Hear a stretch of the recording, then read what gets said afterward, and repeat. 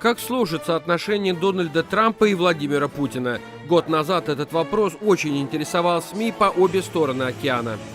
Я с господином Трампом не знаком. Я его никогда не встречал. Я не знаю, что он будет делать на международной арене. Не знаю, налажу ли я отношения с Владимиром Путиным. Скорее всего, да, но вполне вероятно, что и нет.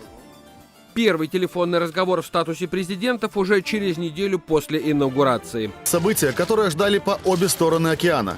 Самый долгожданный для всей планеты телефонный разговор. Ключевой вопрос, к чему этот разговор приведет. Либеральные медиа в США пишут о вмешательстве Кремля в победу Трампа. Даже его сторонникам сближение с Путиным кажется несколько чрезмерным. Найду я с ним общий язык или нет, не знаю. Но он убийца, Путин убийца. Много убийц, много. Думаете, наша страна безгрешна? Президенты США и России становятся героями юмористических шоу в обеих странах. Вот здесь у нас президент Трамп, вот тут Владимир Путин. А это все, что возможно, их связывает. Вы нам угрожаете? Нет. Все чаще их отношения называют бромансом, что-то вроде страстной дружбы.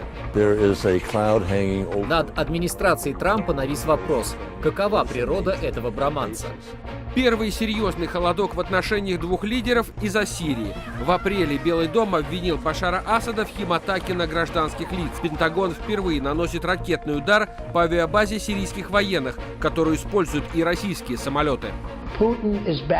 Путин поддерживает человека, по-настоящему злого человека. Кремль заявил, химатака такая же выдумка, как и оружие массового поражения в Ираке, то есть лишь повод для нападения. Скучно, девочки. Это мы уже все видели, наблюдали. В мае Соединенные Штаты начинают официальное расследование вмешательства Кремля в свои президентские выборы. Российские СМИ снова становятся на сторону Дональда Трампа. Все эти бесконечные попытки в некоторых слоях американского истеблишмента найти виновного в победе Трампа, по мысли Путина, не более чем месть проигравших. В июле президенты впервые встречаются лично на саммите Большой Двадцатки в Гамбурге.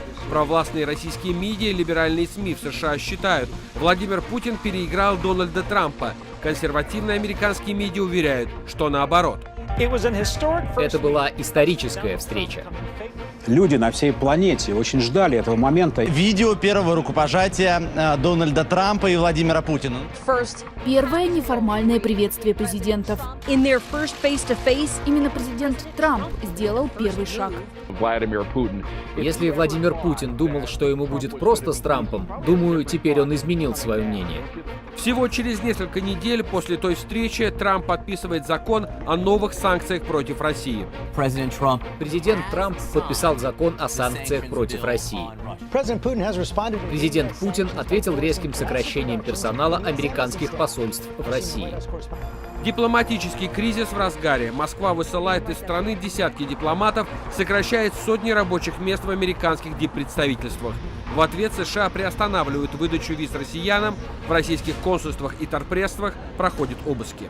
США неожиданно и в хамской форме потребовали от российской дипмиссии в двухдневный срок закрыть 2 наших торгпредства. Делалось это явно в такой хамской манере. СМИ говорят о новой холодной войне. Обе стороны в отчаянии. Что будет дальше? И вообще не пора ли остановиться? И кто должен остановиться? Ни телефонных звонков, ни встреч в течение долгих недель. Каковы ваши личные отношения? Личных отношений практически нет. Начало ноября. Журналистам сообщают, что президенты готовы встретиться на саммите АТЭС во Вьетнаме. Но в последний момент формат меняется. Вместо полноценных переговоров – встреча на ходу. Они уже обменялись рукопожатием во время коллективного фотографирования. Вот Путин и Трамп вместе. Настроение, как видим, приподнятое. Казалось бы, расходятся, но вновь сходятся и что-то обсуждают. У них состоялось, на ногах, но даже несколько встреч. Трамп говорит, что спросил у Путина о вмешательстве в выборы 2016-го, и что тот все отрицал. А он, Трамп, ему поверил. И это несмотря на все доказательства американской разведки. концу года отношения между Дональдом Трампом и Владимиром Путиным выровнялись, вопреки расследованию о российском вмешательстве в американские выборы и спорам вокруг Сирии. Обе страны приписывают победу над ИГИЛ именно себе. Ближе к праздникам президенты снова созвонились. Путин поблагодарил Трампа и ЦРУ за помощь в предотвращении теракта исламистов в Санкт-Петербурге. Тепло отозвался о нем и во время большой пресс-конференции. Дональд Трамп в ответ назвал Россию и Китай конкурирующими державами, с которыми очень хотелось бы нормальных отношений.